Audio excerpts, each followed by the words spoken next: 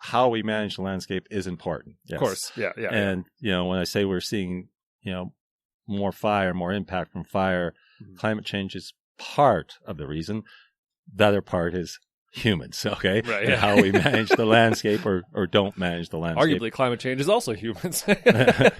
Yes, we're the source for all this problem. Hopefully the solution as well. Yeah. Once we get going on it.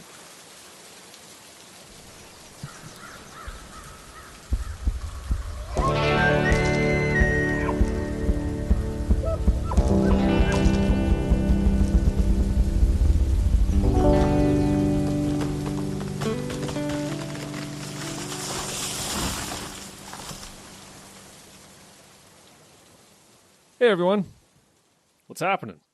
Welcome to Your Forest. I'm Matthew Christoph. On this podcast, we talk about the environment and the science of sustainability. Today's podcast was, again, a really enjoyable one for me. I got to speak to a gentleman by the name of Mike Flannigan.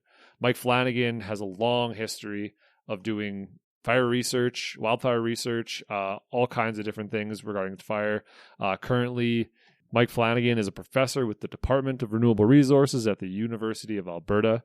He is also the research director for the Canadian Partnership for Wildland Fire Science, also known as Canada Wildfire, which he talks about later in the show. All kinds of crazy background in regards to fire. He knows his stuff. He's one of the guys you want to talk to. He calls himself the fire guy. It's a suited name, that's for sure. It was an awesome conversation. So I got to speak to him about a podcast series that he did with CBC called World on Fire. World on Fire was a great overview of the current situation we live in regards to wildland fire and how it's different from the past and how it's going to change going forward, and also the human aspect. It was really great. I definitely recommend checking out World on Fire if you have the chance. So well done. On this episode of Your Forest, I brought him on to talk more about the future, to try to summarize up how did we get to this situation where fire is so rampant on the landscape. Climate change is a big part of it, and human interaction is another part of it. And I wanted to talk to him about how do we go forward, how do we learn to live with fire in a way that we understand it and we're not always afraid of it, even though it can burn down homes and communities and needs to be we need to have a healthy fear of it, but also we need to understand that there's a lot of benefits that come with it. Our forest is fire dependent. We need fire for it to exist. Ecologically, it's always been that way. And we need to allow it to take place where it can, where it's not putting, infrastructure and lives at risk. And talking about that future. In the past, we did a lot of just a fire happened, we suppressed it, and that was it. And so we ended up having a lot of unburnt area compared to apparently the natural norm pre-colonization.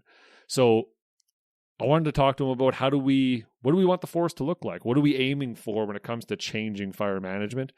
And how do we get public perception on the right side to understand that and allow us to do the right thing? So yeah, it was a great conversation. You guys are really going to love it. Mike's awesome. He's a wealth of knowledge, and I couldn't have asked for a better person to come on and speak about this issue of learning to live with fire and the current new paradigm we find ourselves in when it comes to wildfire. You guys are going to enjoy it. We did this on his porch, because of COVID, all that type of stuff. I didn't want to do remote recording if I could avoid it. So yeah, you can hear a little bit of background noise or some vehicles going by. At one point, his cat was scratching at the door to get out. So it was a good conversation. Well, it was a lot of fun. This episode is brought to you by West Fraser, Greenlink Forestry, and Damaged Timber. Damaged Timber is the only one really selling anything, and you can go to their website, damagedtimber.com, and put in Your Forest 10 at checkout. You get 10% off. They're selling super cool stuff. They're making wood products like butcher boards and charcuterie boards out of wildfire burnt wood. Pretty cool. That's really awesome. You can have wood that was literally in a wildfire in your kitchen. It's cool. Check them out, damagedtimber.com. And without any further messing around, here's Mike and I. We're talking all about wildfire, the future of, what we can expect, and how we can learn to live with it. Here we go.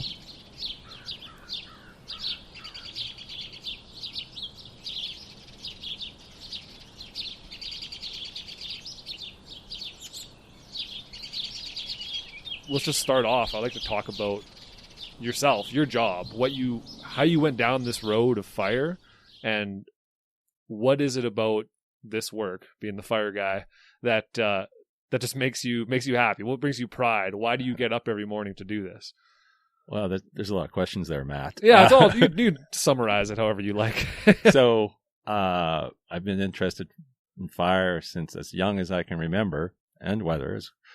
My first birthday, I had a birthday cake with a candle, and I was fascinated by the flame, and I stuck my finger in it, and most kids would withdraw it. I kept my finger there and just started bawling, but I would not move my finger until my parents moved maybe I wasn't that bright, but I was just mesmerized by flame. I played with matches, spent summers in southern Alberta, and in those days we burned our trash. I think it's still allowed in many rural communities to this day. And to do that, you played with matches. And one day I played with matches on a very windy day, and I had a little trouble with the fire. Fortunately, some adults came along and put that fire out before it burned the town down. I'm not going to mention the name of the town. Run our town on a rail. Then I'm also very interested in weather and fascinated by storms. So I wanted to be a forecaster. Okay. Went to university, took physics and math, and then took the training with Environment Canada at the time and worked as a forecaster. And I was doing a lot of fire weather forecasts. Environment Canada at the time was responsible for fire weather, did fire weather courses, did fire weather research. And a colleague there said there was a job opening in Petawawa and for a fire position. And it was regular day shift, Monday to Friday. As a forecaster, you work shift work. And it was a crazy shift. It was a day shift, a double shift, and then evening shift, then 2 nights, and then 3 off. So your body just... So it was... It was a very attractive opportunity. I was successful, moved to Petawawa, and then went back for some more education, got my master's and PhD, and been studying fire with the Canadian Forest Service until about 2012 when I retired. Okay. But not from work. And I said, I'm too young. Well, I don't want to retire. I love my job. I'm very fortunate. I love my job. Right. So what kind of jobs out there that is kind of similar to being a research scientist with the Canadian Forest Service? And university professor is an obvious choice. And there was a job opening. I applied and was successful and came to University of Alberta in 2010 and worked as an embedded CFS employee, Canadian Forest Service employee, for a couple of years and then was hired by the university. And I've been there ever since. And it's very similar. I'm doing research on fire, weather, climate change. And, in terms of what makes me really happy, as one ages, one thinks about legacy. And while publications are important, it's about training the next generation of fire people. That's where, and I've had lots of great students, and they're employed all over the world now. Right. And with fire management agencies, Parks Canada, New Zealand, Canadian Forest Service has hired a great number of them. So that's where, I see training these young, bright students. Well, some of them aren't so young. No offense, Cordy. So that's where I am, and that's what, I just fascinated by fire and weather, and I get paid to do it. So This is a pretty nice place. It's a pretty perfect spot. Yeah, for sure. That's awesome. Yeah, it's funny. I think we all have that time as a child, right? Where you go through that stage of playing with matches or whatever. I have a similar story of gasoline and matches and water bottles, and that didn't go well. It's a similar ending. Hairspray. yeah, stuff like that, right? But Yeah, it's just, I guess it is, fire just is like it's an attractive thing, I guess. It's elemental. It's one of the key elements of Earth. You know? Yeah, the force of nature, right? Yeah. Like it's just... And if we think of civilization, where would we be without fire? For cooking, for smelting, combustion engine. I mean, much of our life and existence is based on fire in one form or another. Yeah, no, absolutely. Yeah, and even going back as far as just like the world in general as a natural place, right? Like as far back as Pangea, we've had pine trees, which have always been dependent on fire to some degree. So there's obviously been fire for a long time. So one of my lines, I have lots of lines. One of my lines is, for fire, you need 3 ingredients. And whether you're in Australia, the Arctic, Alberta, California, you need these 3. And fuel, ignition, and weather. You get all 3, and you have a fire.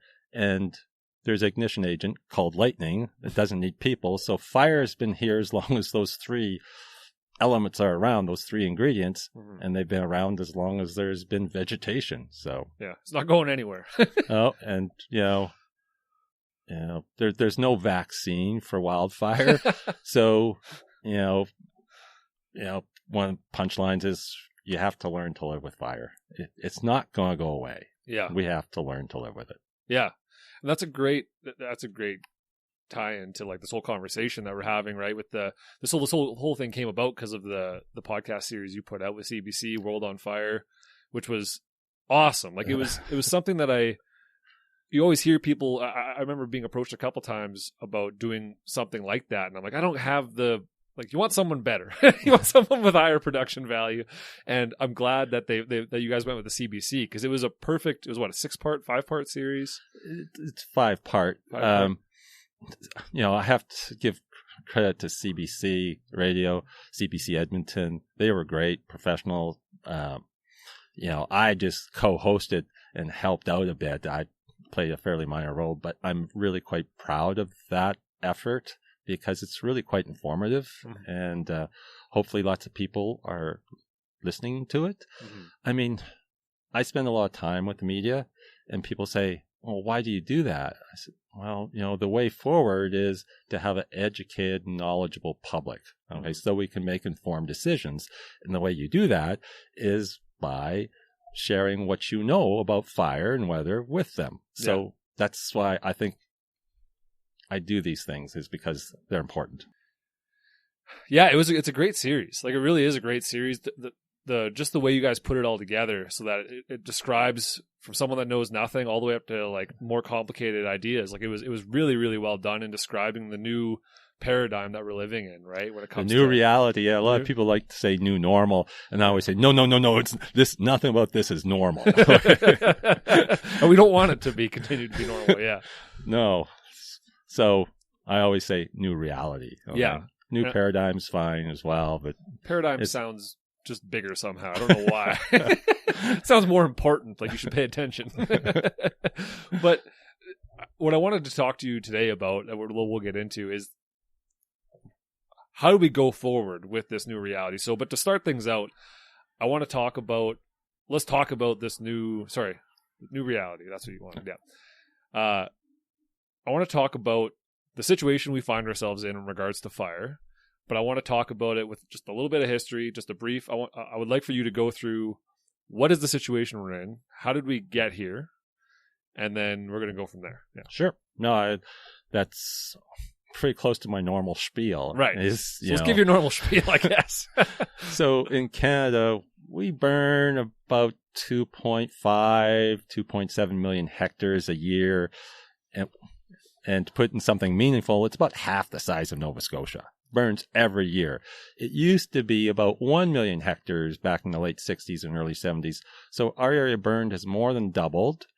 And I attribute this and others largely to human-caused climate change. And I can't be any clearer than that. And the thing to recognize about fire, it's about the extremes. So in Canada, 3% of these fires burn 97% of the area burned. So it's a relatively small number of large, intense fires. Fort McMurray fire is an example of that. The Chuckade Creek fire is an example of that. Slave Lake fire is an example. So these fires happen on the extreme days of hot, dry, windy weather. Mm-hmm. And so if we see more extremes in the future, more extreme fire weather, we're going to see more fire in the future. Right. And we've seen that happening. That's a trend that's been confirmed. It's not theory at this point. We know it, right? No, it's fact. Just like the globe's warming, Canada's warming at twice the rate of the rest of the globe, and northern Canada about 3 times the rate. Mm-hmm. So the warmer we get, the more fire we have. And I get people ask me all the time, hold it, why is temperature so important? Here I'm not talking about an individual fire like the Fort McMurray fire. I'm talking about fire over a region like Alberta over a longer period of time, like a month or a fire season. And so temperature is important for 3 reasons. And fire people love 3s. Okay, we just have this thing about 3s. So 3 reasons. The warmer it is, the longer the fire season. Yeah. And we're seeing that in Alberta already. Officially, our fire season now starts March 1st. It used to be April 1st. But because it's starting earlier, we now officially have moved it 1 month earlier. Mm-hmm. Second, the warmer it gets, the more lightning you see. Studies suggest for every degree of warming, you get about a 10 to 12% increase in lightning. Mm-hmm. More lightning equals more fires, all things being equal. But all things aren't equal, because as the temperature warms, its ability to suck moisture out of the fuel increases almost exponentially. Mm. So unless we have more rain to compensate for this drying effect from warming, we're going to get drier fuels. And this is really the critical part, because if we see drier fuels, it's easier for a fire to start, easier for a fire to spread, and it means that more fuel has dried out, which is available to burn, which means it's a higher intensity fire because more energy is being released, which means it's more difficult to impossible to extinguish. Okay. So a warmer world, drier fuels, more high intensity fire. That's perfect. That's a nice, you've definitely got that down to a science, hey? That you've said it enough times. It's not my first interview or first rodeo. And, practice does make perfect. Yeah, it makes. I'll correct that. Practice makes permanent. Yeah, maybe if you not practice perfect. Perfectly, it makes permanent. So, when I was in grade school, I was petrified of public speaking, just absolutely petrified. And I'd stand up in front of the class and go, Same. And part of my job is to give lectures, to give presentations. So as you become more comfortable with it, first, the topic. Second, if you don't know it, don't say anything. And third, I try and think of it as talking to a friend, like we're talking right now, just one-on-one to someone I know, and just relax and actually try and have fun with it, okay? Because it makes it enjoyable, and then that takes the stress away. And so, now I give lots of webinars, not so much in person anymore because of COVID, but I give lots of webinars. But before COVID, talk to crowds, 600, 1,000 people. It doesn't bother me anymore because, hey, I'm comfortable doing it. Confidence helps. If you know what you're talking about and you know that you know more than everybody else in the room, that's going to help. Well, I wouldn't say that because some of these conferences have a lot of intelligent people who are as well-versed in fire as I am or better. So I wouldn't say that, but I'm comfortable talking to them about what fire. Right, for sure. No, awesome. So the other aspect that I wanted to discuss about this new paradigm, new reality that we're in is people coming to the Americas, right? And the fuel change that happened with that, right? So by that, I mean the concept of fire suppression, right? And how that's changed the fuel load that we have on the land. So could you just go into that a little bit? Because I'm sure you have another similar spiel equally as perfect. So let's do that. No, this one may surprise you a bit because the board, you hear this classic, and it's kind of an American phrase, fuel buildup. Sure. And fuel buildup means many things. You have to be precise as to what exactly that means. Mm-hmm. And for certain ecosystems, like ponderosa pine, that is an accurate term for fuel buildup, meaning that as we've suppressed fires, going from a parkland open savanna to a closed canopy forest and the ensuing fire and the impact of that has changed. In our boreal forest, we don't have a ponderosa pine situation. Yes, after a fire occurs, it's unlikely to reburn the boreal for 15, 20 years. If it's wetland, it may be 60 years. And it takes a while for the fuel to restore so that it's flammable again, unless there's grass. If it's grass, you can burn the next year. So the classic fuel buildup story that we hear from the States just does not apply to most of Canada. Parts of BC, maybe parts of the Rocky Mountains in Alberta, but for the main boreal, it doesn't really apply. So our suppression efforts maybe have reduced the amount of fire in areas. And one has to keep in mind that, we've seen this doubling of area burned during a period when fire management has become more effective and arguably covers more land than it did in the 60s and 70s. Okay. But yet, still, we've seen a doubling of area burned. But the way we manage fire is changing, okay? And Parks Canada has been doing it for years, but now major provinces, Ontario, British Columbia, they're moving towards what we call appropriate response. And I liken that to going to your local emergency room in your hospital nearby. You go there, if you have a cut, you wait. If you have a heart attack, front of the queue. So if a fire arrives and it's 2 kilometers from Whitecourt, it takes a half second to say, that's an unwanted fire, hit it hard, hit it fast, put it out. If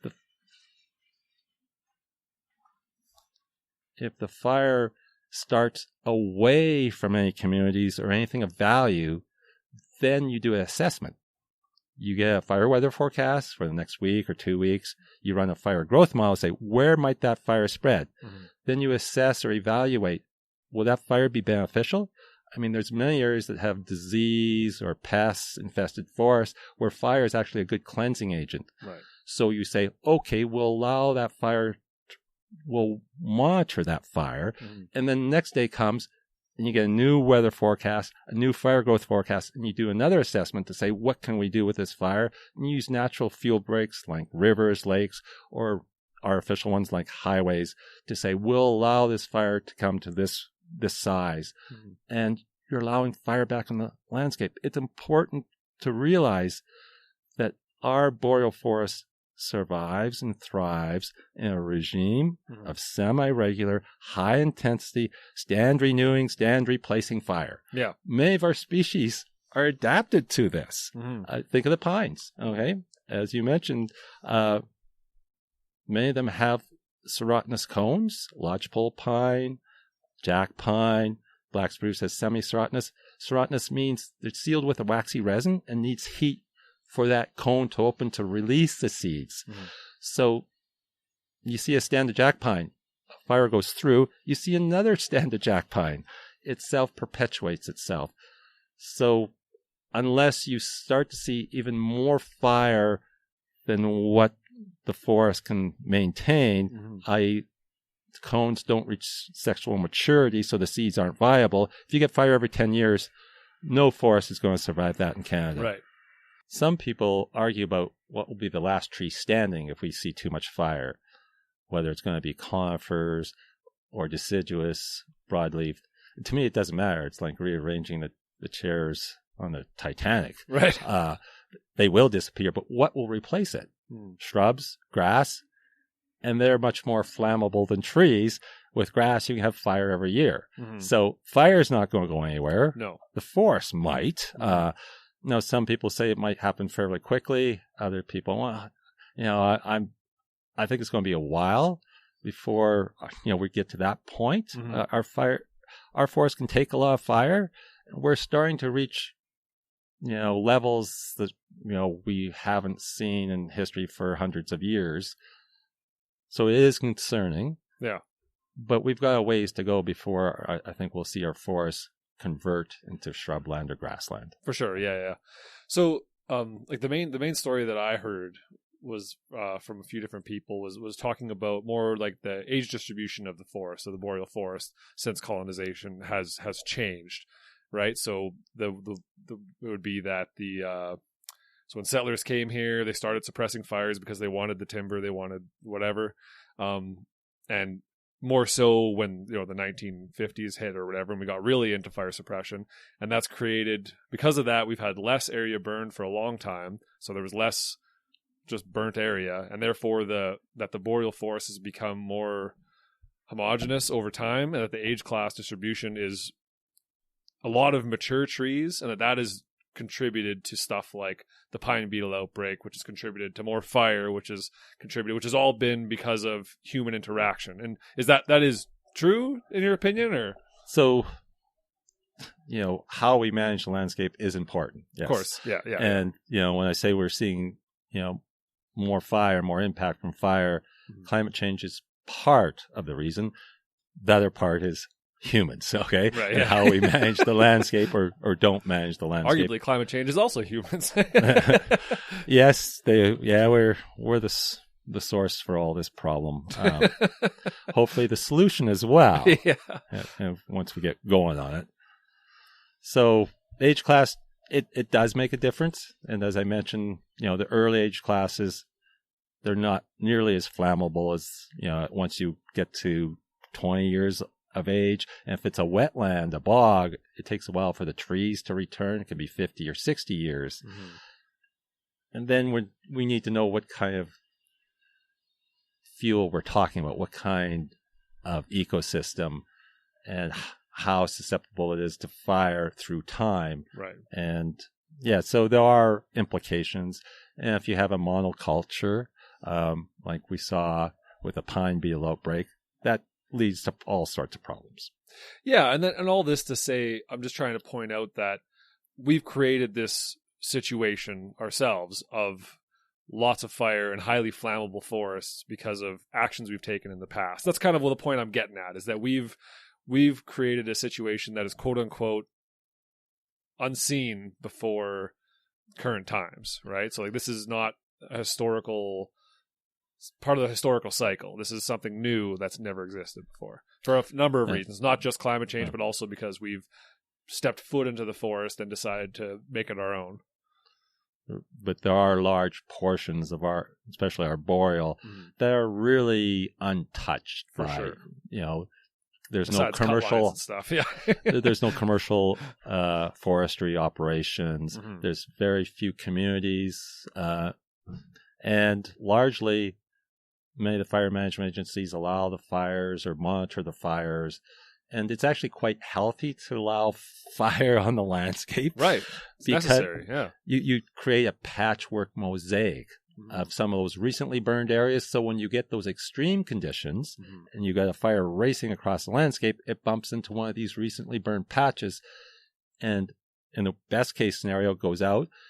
It may continue to burn, but it'll be lower intensity and allow fire management, if they decide it's an unwanted fire, to put that fire out. Right. So by allowing fire, you get a lot of different patch sizes, which is good for a number of reasons, rather than these large, humongous patches of these extreme fires. Those 3% of the fires that burned 97% of the area burned, they're 200 hectares and larger, and many of them are much larger than that. Like the Fort McMurray fire was about 600,000 hectares, about the size of Prince Edward Island.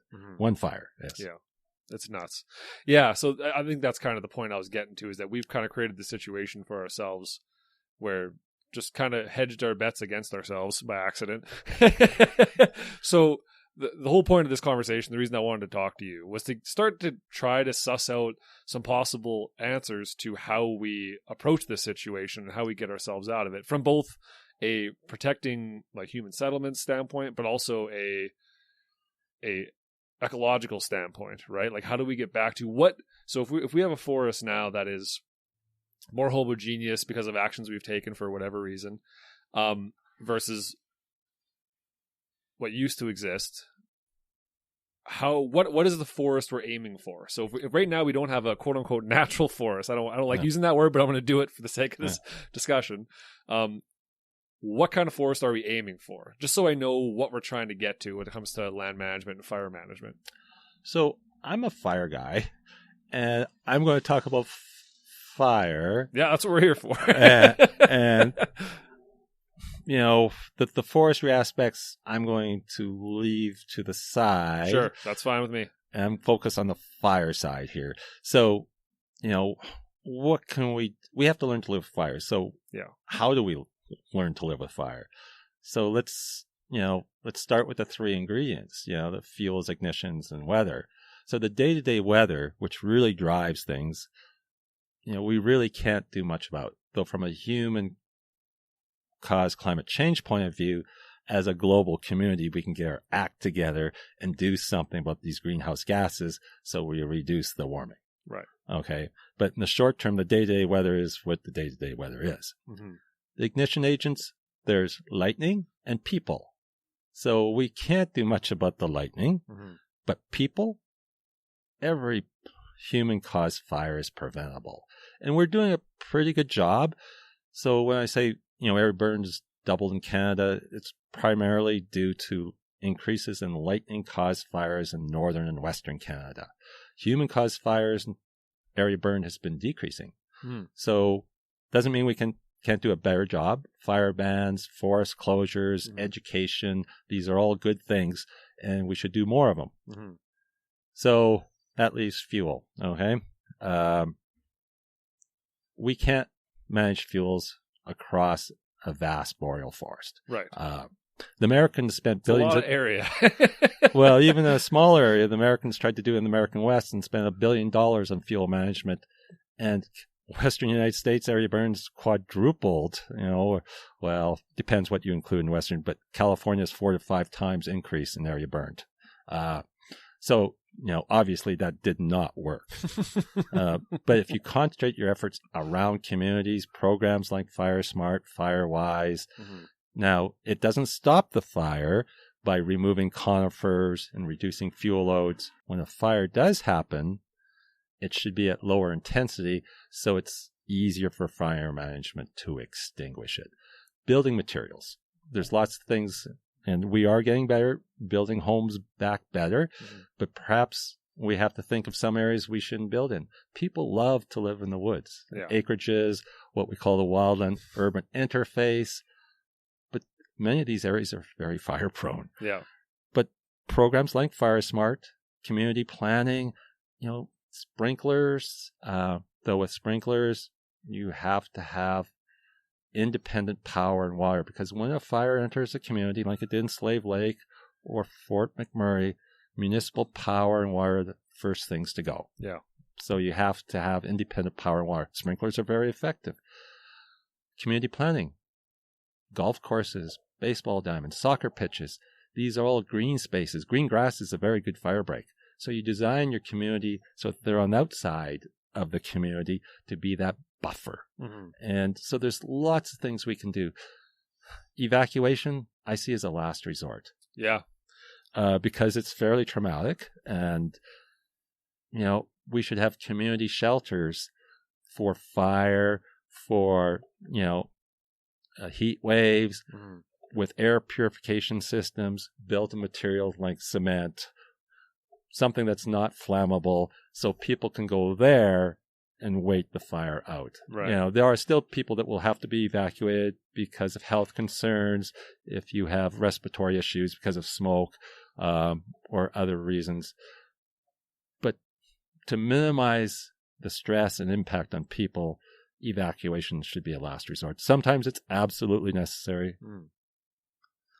Yeah, for sure. So there's lots of things we are doing, and there's lots of things we still can do better. Yeah, for sure. Do you think, so if we're in this new reality and fire is going to be part of our reality, like even living in the middle of Edmonton, a lot of summers we get smoked out, right? And you get smoke all the time. Everyone can see there's smoke from BC or smoke from wherever, and it looks like it's the middle of the night at 4 p.m. So I think everyone is becoming more and more aware of the existence of wildfires, but I don't know. I feel like it's become more of a fire. It's been more of a like making fire the bad guy, right? And less of we don't hear much about the good fire or the you know what I mean? Like that kind of stuff. So I wonder, how do we start to, I mean, obviously public education, they got all the stuff, but how do we really get people to start to understand fire from a perspective of, you don't always have to be scared of it, right? Like so this notion that fire is bad comes from Smokey. Okay, Smokey the Bear. Yeah, Smokey Bear. Not a lot of people say Smokey the Bear, but I was just corrected not long ago. It's Smokey Bear. All right, my bad. And I checked it up, and yeah, they were right. It is Smokey Bear. Lots of states. We'll forgive ourselves for that. The Smokey has a couple of messages, and one is that only you can prevent forest fires, which is a good message. But the other message is that fire is bad, and that we have to stop fire, but fire is natural. Mm-hmm. And, things did change with Yellowstone. It burned in 1988, and people thought, oh, a national treasure. It's a disaster. But the Park Service, to their credit, said this is an educational opportunity. Mm-hmm. See the new forest coming in, see all the new flowers, this is just the cycle of life. Yeah. And, it's part of the ecosystem, and it's actually healthy, natural. Yeah. And we should be aware that fire is natural and at times healthy and beneficial. The thing about fire and the smoke is that, for many years, fire was a rural issue. Okay. It's something that happens up north or out in the bush. Yeah. You're downtown Edmonton, Toronto, Calgary, Vancouver. The likelihood of your home burning down to a wildland fire is almost zero. Yeah. But you're right. There was a couple of years ago, we had the BC smoke here. I took a picture. Couldn't see across the river. The street lights came on during the day. I thought it was a thunderstorm. Walked outside. It was smoke. Yeah. It was really thick. And the thing about smoke, it can travel thousands of kilometers. And what we're finding is the older the smoke, the more toxic it is for you. Oh, really? Yes. Okay. What is it about that? How does that happen? I am not a health person, so I don't understand all of it. Or you're the fire guy. Don't you have all the answers? No. I have. That's a great thing. You keep learning. Yeah. There was a recent story about how toxic smoke is, and I don't understand all the chemistry, but it's not good for you. Okay, yeah, okay. Maybe it's because the heavier particles fall out, and only the finer particles, which are the ones that get sucked into your lungs, deeper in and stay there. So the more we find out about smoke, the more toxic it is, and the longer the episode, the more damaging it is, and the longer the episode, the more likely the air quality inside your house will be as bad as it is outside. When it first starts, they say, shut your windows, shut everything down unless you have an air purification system. And, as a way, and don't go outside, don't exercise. Mm-hmm. But over time, that smoke gets in the house. And so it can be really bad and bad for your health. I mean, people don't realize that globally, there's about 340,000 premature deaths due to wildland fire smoke, mostly Southeast Asia from peat fires. Oh, okay. Okay, where it's every year that you're exposed to it. Prolonged exposure is really bad. Mm-hmm. Episodes, they're not great, but you will recover. But it affects, the unborn child. It has a myriad of health effects. And I'm not going to stray any farther because we're starting to get away from what I know much about. Other than fire, smoke is toxic, and the more you breathe, the worse it is for you. So with climate change, we're going to see more fire, thus we see more smoke. So are we going to have to get air purification systems?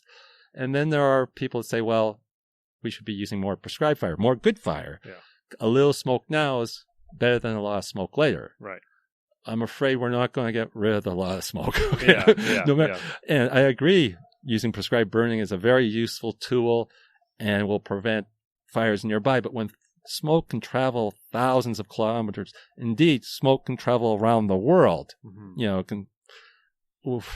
So fires in Alaska or Northwest Territories or northern British Columbia, I don't see the day when we're going to be able to control how much fire is on the boreal forest. No, right. So we are going to still have big fires in the future with big smoke episodes. Mm-hmm. So, And there's always been big fires too, right? Like Always. you look at the 1918 fire, or was it the 1918 or there was a number of historical fires. Yeah, that big massive one by 1825. Lac La Biche or whatever, right? That one that blew out into Saskatchewan. And Chinchaga.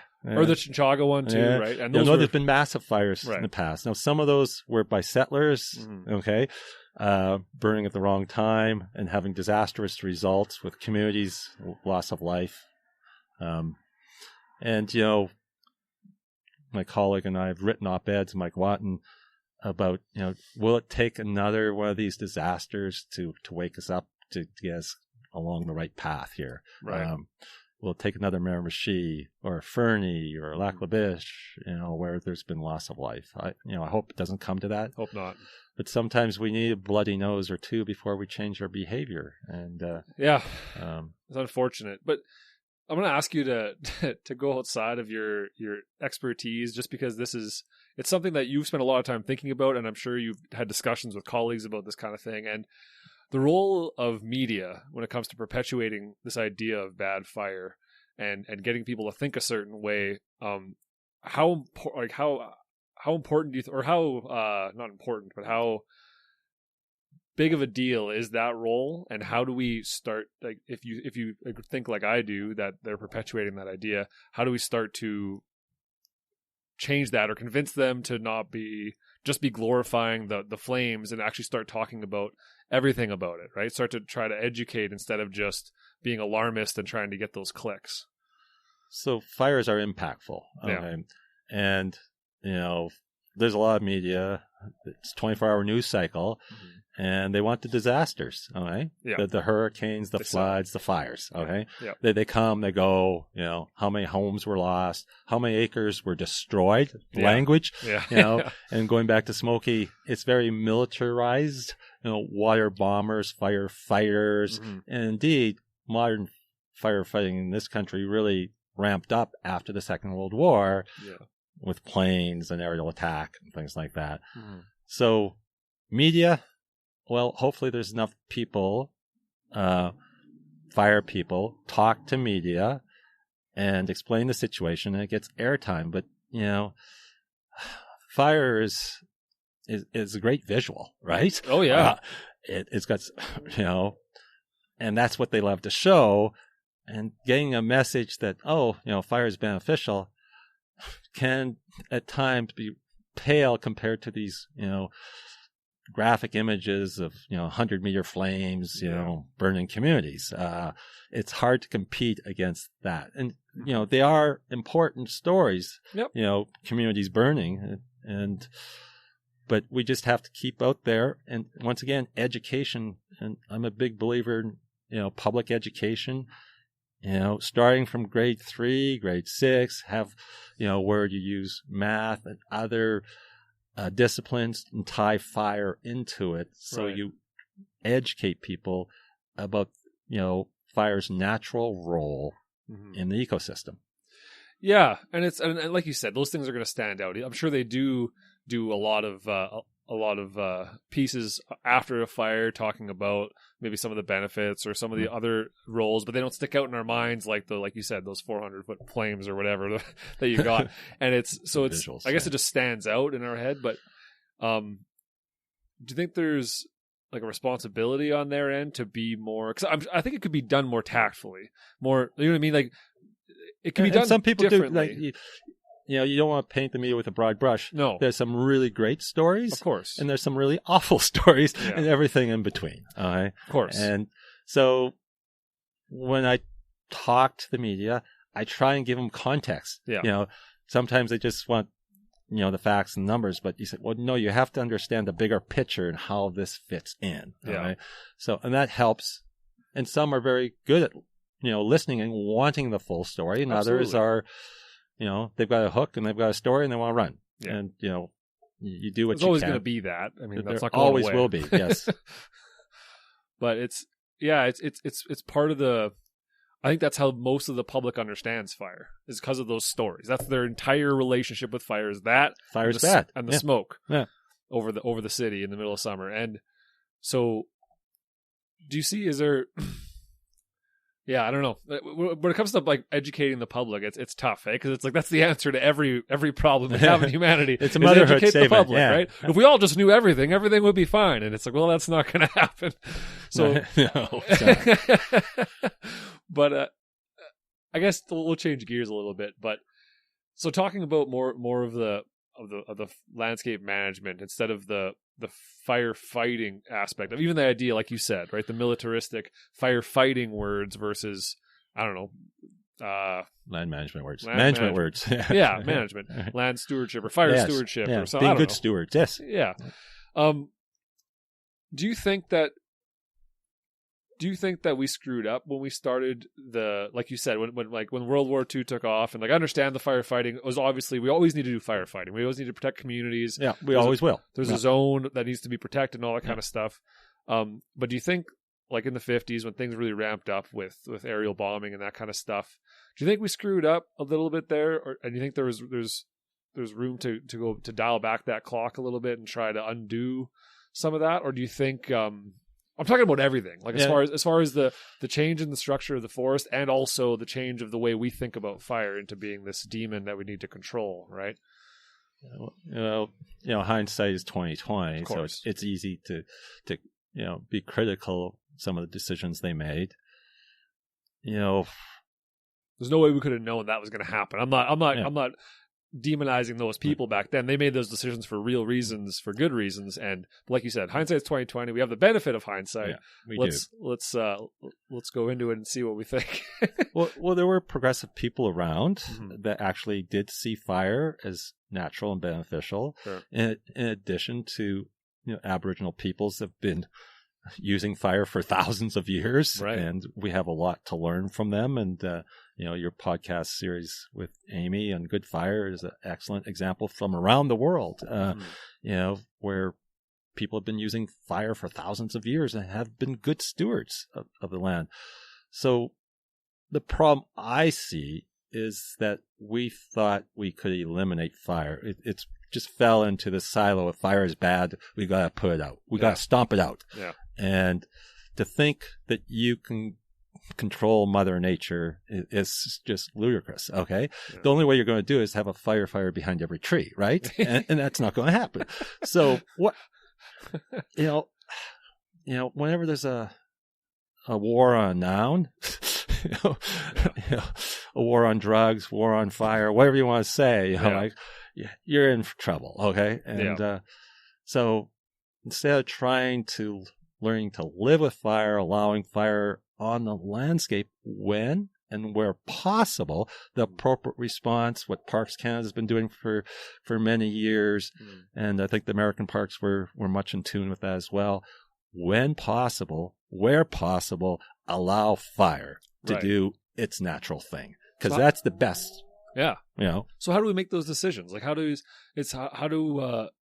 we know when it's okay to let a fire go? Because that's the story I've been hearing from a lot of fire professionals, right? Is like we're learning how to let fires go and then get the ones we need to. But what is that realm of influence? Because you could say, well, that fire is 100 kilometers from such and such a town. Like if it gets big enough, it could take it out. We need to fight it. So how do we begin to create that?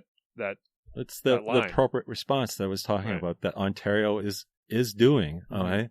And they're allowing fires to burn, on the landscape. A conscious decision, evaluation process.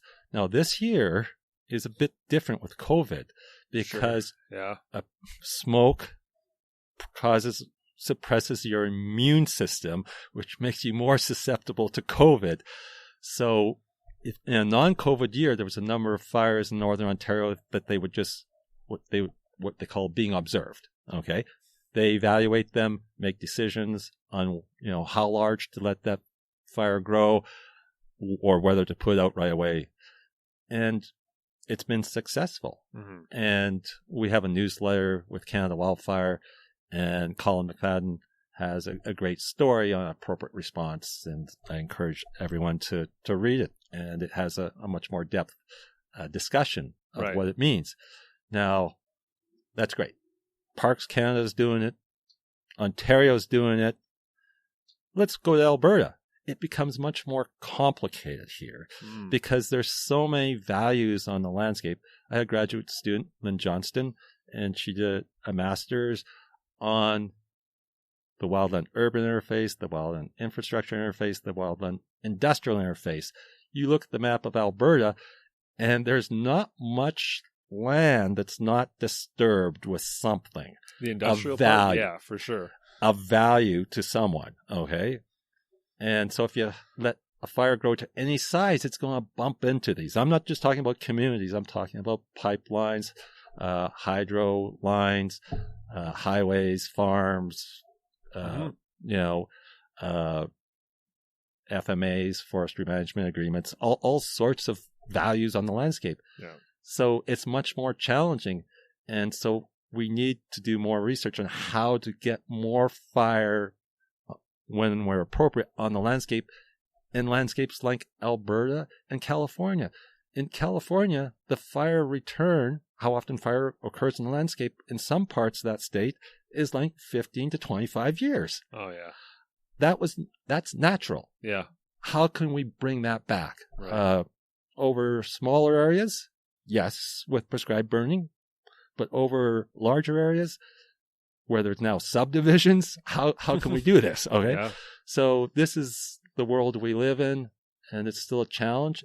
It needs research by people smarter than me to sort this out. But large parts of Canada fall into what I would call Northern Ontario, Northern Quebec, Northern Saskatchewan, territories, Northern BC, Northern Manitoba. We can allow fire back in the landscape in many parts of Canada. But in places like Alberta and the southern tier of the boreal, it becomes much more challenging. Is Alberta really that unique when it comes to the in Canada? Yeah, really, it's more like a state, more like a developed state. We probably have more development than Oregon or Washington, or comparable to Washington. And I didn't realize that there was that. I mean, obviously we have a lot of oil and gas exploration in Alberta. There's a lot of cut lines and pipelines and such, but yeah, I didn't realize that it was that. You take away the national parks, so Wood Buffalo is a huge park. Right. Okay. So fire management's the responsibility of the landowner. So provinces, territories, Parks Canada, and D&D in Canada. So the Department of National Defense also does some fire management. So they're responsible. Yes, I'll send you the paper by Lynn Johnston and I, and there's maps. I'll take a look at Alberta compared to the rest of Canada. It's quite obvious, and we can post it on the website. As an aside, I have pictures of that smoky day, and then taking a picture from the same location on a non-smoky day, and it's like day and night. Yeah. Oh, big difference. Your cat's hilarious, by the way. So I can take a break and let her out. She's outdoor cat. Sure, probably going that's fine. snaky. Yeah, let her out. That's fine. She's been sitting there just pawing at the door for a while. Yeah,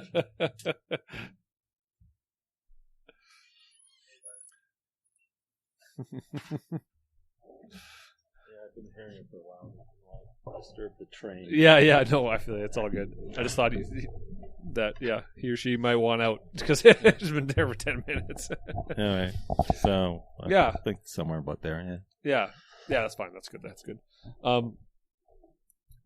Yeah, so like the whole idea of trying to let it go, and like you said, Alberta is a little more challenging than a lot of places. So the prescribed fire aspect of it, because like we hear about prescribed fire all the time, and there's prescribed fires going on all the time in Alberta, but my understanding, it's a lot of small scale stuff.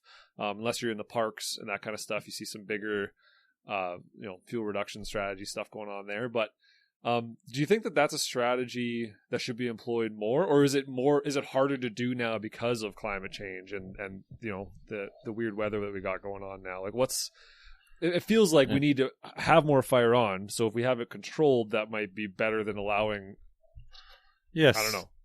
Prescribed fire has its place. And when I started, working in fire professionally, late 70s, early 80s, there was lots of prescribed burning being done compared to today. Mm-hmm. There was some very powerful lobby groups that didn't want smoke and were very successful. College associations in certain provinces had connections and pull. When And you say cottage association, that gives away the province, because everywhere else they call it a cabin. well, even in part of that province, it can be camps or cabins. Okay. Anyway, so there's much less prescribed fire done, and there's a number of reasons because, well, we found out that smoke's not great for you. The burning windows, I mean, it's a Goldilocks problem. If it's too wet, you can't burn. Yeah. If it's too dry, there's wildfires and you can't burn. So there's that just right period, that Goldilocks period when you burn. And with climate change, maybe those windows are getting smaller, so there's less opportunities to burn. Mm. But the problem is the smoke, okay? Mm. And places like Banff will not do prescribed burning within 3 kilometers of town because of the smoke. And you can burn when there's good ventilation, but still, there's been examples where smoke has crossed highways, allegedly caused accidents, litigation, and then if you're responsible for prescribed fire program, you don't want to be in court. Yeah. So you're really, once burnt, twice shy, and sometimes there, despite the best practices, there are escapes. But we're kind of tying our own hands there again, right? Like, I realize, obviously, there have to be a bigger decision made than the fire managers themselves. It has to be at a governmental level to be like, hey, they can't be held responsible for accidents caused by smoke because this needs to be done for bigger reasons, right? But obviously, that's a bigger discussion. But yeah, we need to start in any situation. I can imagine that a prescribed fire, even a prescribed fire that's gone awry, is going to be better than a completely uncontrolled fire that starts, right next to town like Fort McMurray, and then, you know what I mean? So I don't know. This is it's not I don't spend a ton of time thinking about it, not like you spend your entire life, but it seems like prescribed fire needs to be happening more. It does, but in my view, it won't. Okay? It won't, eh? It won't. The lobby groups, the litigation, and there has been significant escapes like Los Alamos where subdivision burnt down. Yeah. And loss of life occasionally from these unfortunate escapes. Now, Australia has adopted a very vigorous policy of prescribed burning. Yeah.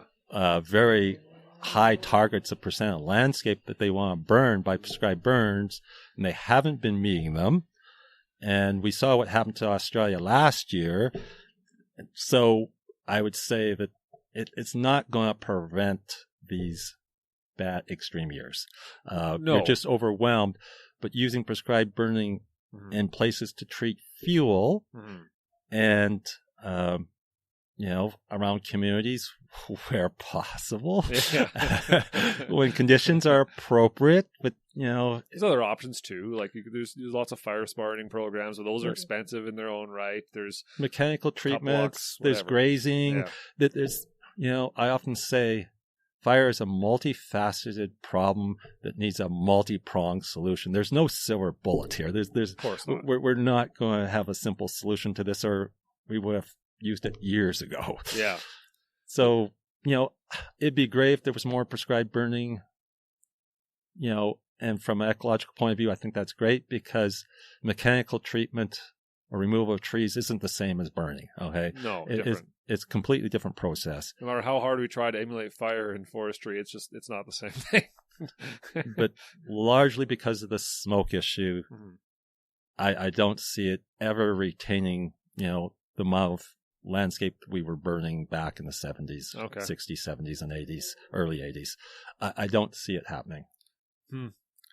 So then, because I mean, like the number one thing you listed as being to help ourselves would be to get a hold on climate change kind of thing, right? Which is that's a big, obviously that's going to take decades and decades. So in the meantime, we need another way to approach this, and use fire smart again, another great prong of that to help reduce homes burning down and that kind of thing. And like there's lots of great opportunity there, but like on the landscape level, so if you don't think prescribed burning is going to come back, what other options do we have as far as like a landscape level to try? Obviously we're never going to be able to stop this, but we can hedge our bets. We can try to reduce some of the hazard, but as well as keeping in, like, with all this in mind, keeping the ecological perspective in mind as far as habitat and everything else, that all the other values that we're trying to juggle all at once.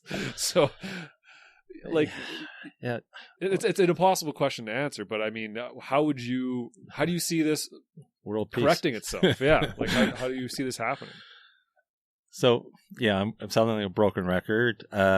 Appropriate response is really one of the major prongs here. Yeah, allowing fire back on the lens when and where possible, so it creates that mosaic, that patchwork quilt. Okay, that is one of the key. Okay, so we have to focus on really getting like at the fire level. We have to focus on figuring out which ones to let go and let them go as long as we can. Yeah, and these decisions, I like that. That's great. Evaluations, usually when it's an unwanted fire, that fire 2 kilometers from high level or Slave Lake, it takes half a second to say, oh yeah, we don't want this fire. Yeah. So you hit hard, you hit fast, and it's easy to put a fire out by an experienced crew if the fire is less than a football field. But once it gets bigger than a football field, and it's hot, dry, and windy, and the fuels are dry, and they're conifer fuels, now we've got a challenge. Okay. Oh yeah, especially when you get a situation like Slave Lake where you got 100-mile-an-hour winds coming through, and they're just like, well, what are you supposed to do with that? It's a blowtorch. Like it's, but yeah. So okay, that makes sense. And detection is very important, right? Because timing is critical. Okay, if you get to that fire quickly when it's small, so if you're the public and you see a fire, you call us, okay, or star 555 4 5s in Alberta, and because most of the fires now are detected by the public. Yeah, because many of the fires are started by humans are near communities or where people are, of course. So they get reported right away and actioned. For sure. So that evaluation process for the non-obvious ones takes a little more time.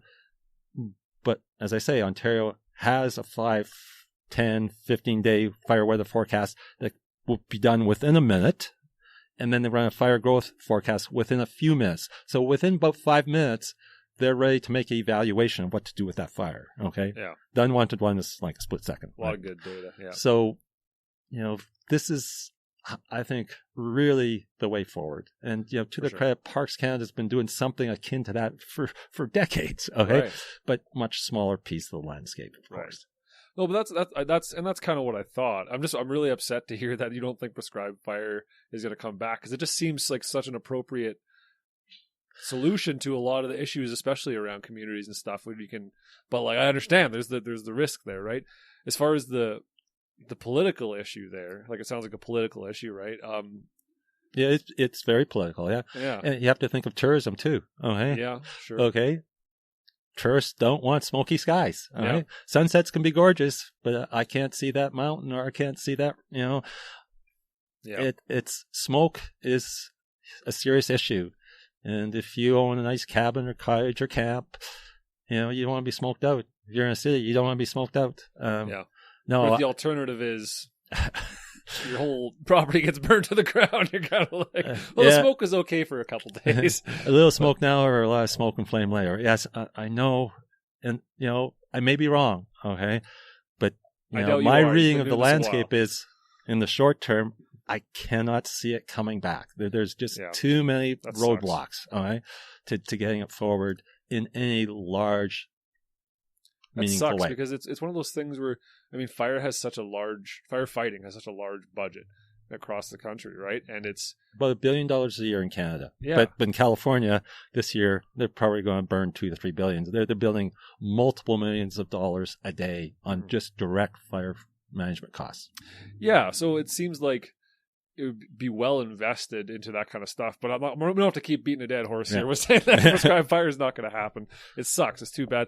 But along those same lines, though, like we mentioned earlier, Indigenous cultural burning and that kind of stuff. Do you see that? Like, the whole intention, I guess we should describe it a little bit here, is that Indigenous people have been burning on the landscape since time immemorial. They say. They have knowledge and experience, and they know what's going on. They do it for a lot of reasons, including ecological reasons, habitat, berry picking. Numerous reasons. Yeah, 60, 70 reasons for burning. Yes. Hunting, all kinds of stuff. It's all kinds of reasons. But they haven't been allowed to do their cultural practices for over 100 years now. We stopped them, kicked them out of the parks and stuff, and said, no, you can't do that. And do you see a way possible for for that to happen again without them being held responsible by, you know what I mean, by the government, by the colonial government. You know what I mean? Like, this is a weird conversation to try and have because they see themselves as they're their own entity, right? They're their own nations. They have their own things going on, and we want them to be able to practice their culture. And when something like prescribed burning that we're too afraid to do, if they can start doing stuff like that on their own ground, that seems like perfect opportunity for a win-win when it comes to, we want less hazard. They want to practice their culture, right? Do you see that becoming a reality? And because I think right now a lot of them getting stopped is that they don't want to get put in prison for starting a wildfire kind of thing, right? I hope that we can move to that point where it's accepted and encouraged instead of discouraged. That's I think also, you know, a solution to, you know, more fire on the landscape is having it done by the people who've been managing it for thousands of years. And we have a lot to learn from them. And we should be exploring that more. And we are starting to explore that. Yeah, that's good. But we, being the fire community, I think there's much more we could be doing. Sure. But it becomes a very political issue Totally. because their land base, you know, is now much smaller than what it was before we came here and took their land, basically. And so what they have now is a very small piece of what they used to have. Yeah. You know, we're in Treaty 6 here, and so. Yeah, it was just more of a question of, like, so you do see progress. You see progress in the. I see progress. Yeah. It for some people it's probably slower than they would like. Of course, yeah. But politics, it can either be a step function when a disaster happens and things change, right?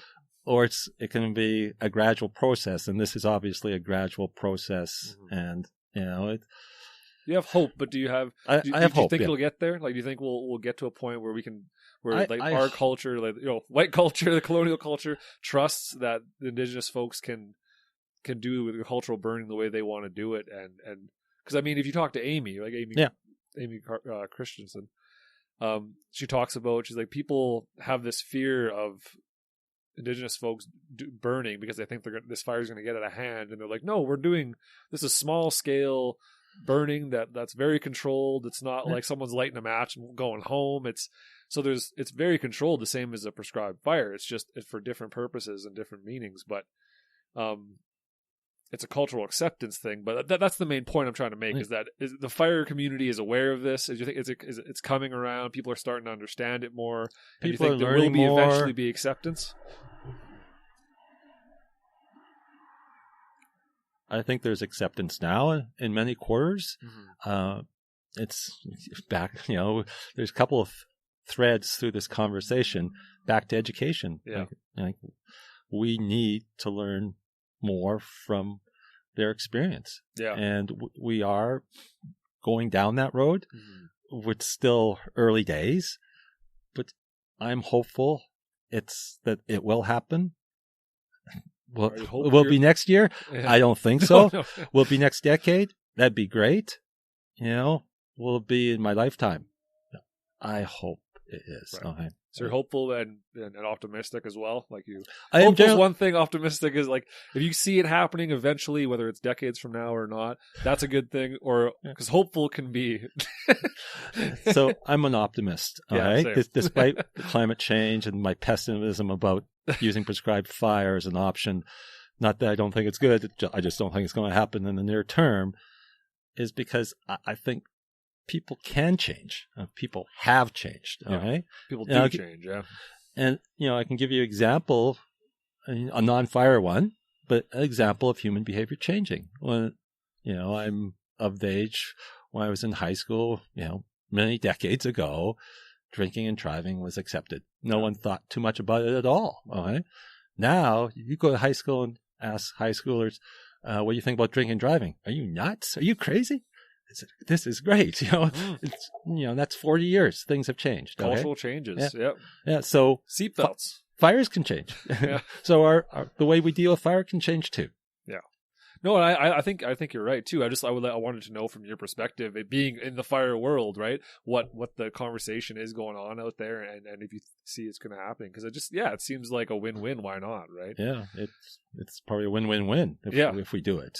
So we have to, and there are examples from California where some indigenous peoples are doing burning, and fully sanctioned, and that's great. We should have similar programs, and I'm not aware of all. You see, once again, it's up to the landowner, and so what's done in Alberta versus what's done in BC, and what's done on their own territory versus so.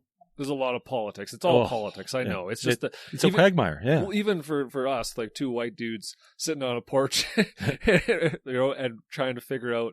trying to even bring up the concept of First Nations people, like you tense up a little bit. You're like, don't say something dumb that can be incorporated incorrectly, right? Like it's just a stressful, because you want to be good, you want to promote good things and healthy communities, and you want to promote, encourage, foster, and listen to Good Fire. Okay, here's another plug. Listen to Good Fire, learn. Yeah. That was I learned a lot at that podcast series. Good Fire was awesome. Like it was a good opportunity for me to learn a whole ton just about Indigenous culture in general, not just fire, but I recently, this is a total digression, but I started doing that free U of A Indigenous what is it called? It's a course about Indigenous massive culture online, it's massive and it's free. It's really cool. I only did the first module, but even in the first module so far, I did it last week. I learned so much cool stuff, so many cool takeaways from that, just of insights into their culture and the way they think about things when it comes to stewards of the land, right? And one thing I took away was that we're not owners of the land. Right? We don't own the land. We're borrowing the land from future generations. That's a cool way to think about it. We're borrowing this land from future generations. So we're using it, but we have to be mindful of future generations and that kind of thing. And the other thing was, this was from an elder that I heard secondhand, and it was, we are not managing the earth. We are the earth managing herself.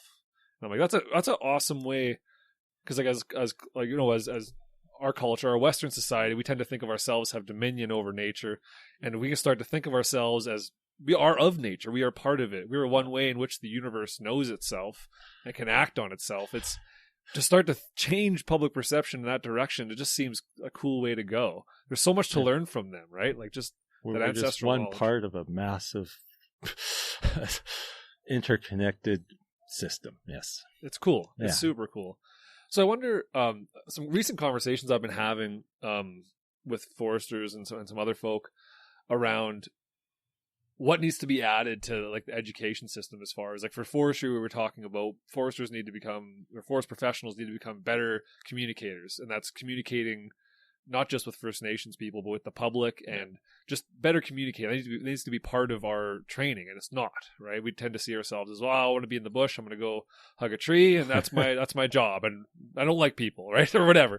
So when it comes to fire, do you think there's opportunities there to expand? Because right now, my understanding would be that fire would be a lot about, fire ecology and firefighting, and then fire weather, and there's a lot of the science, the Western science behind what to do with fire. But then, is there much talk about the social aspect? Because that seems to be when all these environmental kind of issues seem to run up against that same problem, and it's the public perception thing, right? So do you see that as being something that needs to be added to fire education? Absolutely. Social is really important. And I'm a physical scientist. Right.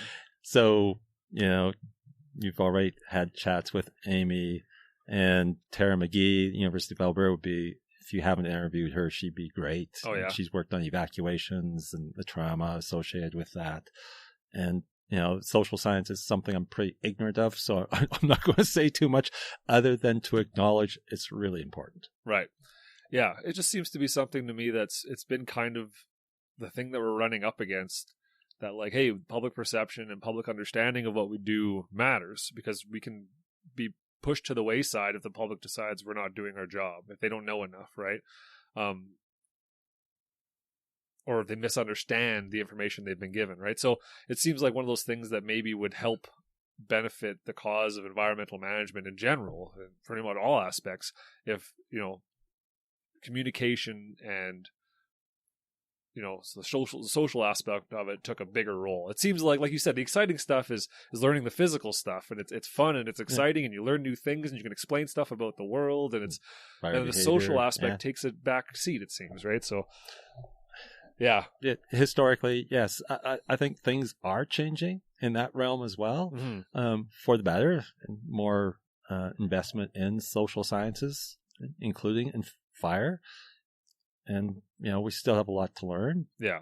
But we're starting down that path. Okay. I think things are getting better. And I don't think it's just rose colored glasses, because we're going through a pandemic right now. It's easy to throw away those rose colored glasses these days. For sure. Yeah. It's an interesting issue, the pandemic on another level, for sure. Yeah. Yeah. It's this idea of fire, it's of wildfire and living with fire and learning to live with fire. It's always been something that's been fascinating. And then talking about, how we've gotten ourselves into the situation and how do we move forward. Like you said, it's a multi-pronged thing. There's so many directions to go with it, right? But yeah, I don't know. I see us as a human species, we tend to accept these challenges head on, and we tend to figure them out eventually, right? But we have to do it a little swifter now that we've created we kind of hit the fast forward button on the climate. Well, yeah, and we do learn there's bumps along the road, but people are right. There's no planet B here, so we have to take care of what we have. Yeah, for sure, and we have to do a better job. Yeah. So, any kind of final thoughts that you have in regards to fire, or like advice for people listening on how to start thinking about it, how to start talking about it, maybe what to do? I mean, everyone should start fire smarting. Go to the FireSmart website, check that out. Yeah. And we have a website with lots of resources and newsletters, which mostly in plain language, so that you don't have to be an expert to read and understand what's being communicated. And that's CanadaWildfire.org. And there's one aspect we haven't talked about, and the potential for amplification, fire amplifying itself because of climate change. Okay. So what's going on here is, I've argued the warmer it gets, the more fire we see. Right. Okay? At least in boreal and temperate region. Globally, area burns been decreasing recently. It has, okay. Okay. Mostly due to conversion of savanna to agricultural land in Africa. Okay. And other policies in Africa. But in our area, we've seen more fire, and we'll probably continue to see more fire as the climate changes. So the warmer it gets, the more fire we see. The more fire we have, the more greenhouse gases are released. The more greenhouse gases means more warming, which is a kind of amplification, okay? Right. And in particular, peat. Okay, and we haven't talked much about peat, but peat is a carbon reservoir, carbon bank, legacy carbon. It's been building up over thousands of years. Mm-hmm. And now with the warming and drying, it can be burnt in a matter of hours or days and be put into the atmosphere. Yeah. And how significant are peat fires? Well, during a bad fire year in Indonesia, scientists estimated about 20 to 40% of global fossil fuel emissions were released by those peat fires. Our peatlands in the boreal forest of Canada, Alaska, and Siberia is 30 times greater than Indonesia. So it could be significant. And then we get into things like the permafrost thawing and releasing hydrates, methane primarily, and which is a very effective greenhouse gas, 20 or more times more effective than carbon dioxide. So this could be a runaway train. Eventually it will stop, because if once you burn all the carbon, all the peat, it's in there now. That's gone. Okay. Yeah. But in the short term, it could be quite a significant pulse. So is fire a warming or cooling agent? Well, that would be a warming factor, but there are other factors. The albedo, the reflectivity changes with fire that often leads to a cooling. Smoke causes cooler temperatures, less solar radiation reaching Earth. So there's a number of checks. There's the solution right there. We just smoke out the atmosphere and we're good to go. Geoengineering, it's called, and it won't work. Or it might lead to a bigger disaster than we're all ready. Don't say. So, these are things that we still wrestle with. But the key is we got to address human-caused climate change. Yeah. And a lot of people don't realize if we stop producing greenhouse gases today, we're going to continue to warm for the next 50 years. Yeah. Because there's a lot of lags in our climate system and the ocean system, which is a very important player in the climate system. Mm-hmm. So we're going to continue to warm, regardless because of this lag. Yeah. So, yeah, fire could be feeding more fire through this warming effect. It's funny how every conversation I have tends to go back to climate change at some point. Yeah. It's the all-encompassing conversation, right? Like it involves everything that we do. Cross-cutting. Yeah, it's a cross-cutting issue. Every decision we make in our day-to-day lives has an effect on it, and it's just, it's everything, right? It's just, people are going to get climate change word out here soon. I think it's already happening. Anyway. Yeah. No kidding. Well, I have to thank you for taking the time to do this. This is great. We covered a lot, and it was. I think it was good. Kind of clarified some of the thoughts in my mind about where we're headed and where we might go. And again, it's unfortunate to hear that about the prescribed fires not being a thing. It seems Let's like hope I'm wrong. solution, Okay? But I have been wrong. Well, no, maybe you will be. But I feel like hope. you're in that world. You probably know. I trust your opinion, and and it makes sense when I think about it. But it's good to hear you're optimistic that things will turn out in the long run. In the long run, that's my hope. Yeah, for sure. So thanks a lot, man. This is great. Thanks a lot for listening, guys. I hope you enjoyed that. It was a nice overview of kind of what's happening in the world of fire right now and what we can expect the future to look like and maybe how we need to start changing the way we think about it. Thanks a lot for listening. I hope you liked it. Make sure to rate and review, share with your friend, tell your family. If you liked it, I would love it so much. That's the best thing you can do for me is just share this thing, get it out there. I appreciate it. Another great thing you can do for me is to subscribe to this podcast. That means that if you're listening to it on the website, go into your app, your podcast app. So it might be Apple Podcasts if you have an iPhone, might be Google Podcasts or Stitcher, Spotify, whatever it is. Go into there, listen to the podcast through there, and subscribe to it so you know when the next one's coming out and you can get all kinds of new great information about what's going on in the world of environmental management. Feel free to shoot me an email.